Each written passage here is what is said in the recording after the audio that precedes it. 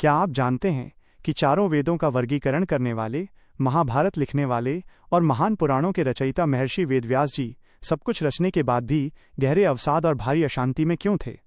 आज हम श्रीमद् भागवत महापुराण के प्रथम स्कंद के चौथे अध्याय की उस रहस्यमयी कथा को जानेंगे जहां एक महान ऋषि की बेचैनी ने दुनिया के सबसे दिव्य ग्रंथ भागवत को जन्म दिया। कथा तब शुरू होती है जब द्वापर युग का अंत हो रहा था और महर्षि व्यास सरस्वती नदी के तट पर बैठे भविष्य को देख रहे थे। उन्होंने अपनी दिव्य दृष्टि से देखा कि आने वाले कलयुग में मनुष्य का भाग्य मंद हो जाएगा, उनकी आयु कम होगी और बुद्धि भ्रमित रहेगी। मानवता के कल्याण के लिए व्यास जी ने एक वेद के 4 विभाग किए और पुराणों व महाभारत की रचना की ताकि हर साधारण व्यक्ति धर्म को समझ सके। परंतु इतना महान कार्य करने के बाद भी व्यास जी का हृदय अशांत था। वे स्वयं से पूछ रहे थे कि मैंने पवित्र नियमों का पालन किया और वेदों का विस्तार किया, फिर भी मुझे संतोष क्यों नहीं मिल रहा। उनकी इसी व्याकुलता के बीच अचानक वहां देवर्षि नारद का आगमन होता है।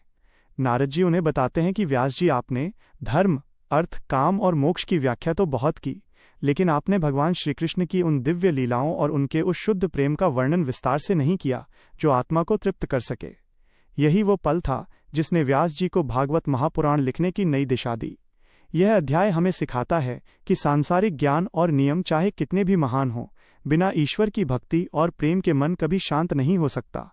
अगर आप भी भक्ति के इस मार्ग को गहराई से समझना चाहते हैं तो श्रीमद् भागवत महापुराण को सब्सक्राइब करें और वीडियो को लाइक ज़रूर करें। हमारे पास जो पहले की वीडियो पड़ी हैं उन्हें भी आप देख सकते हैं ताकि आपको पूरी कथा विस्तार से समझ आए। राधे राधे।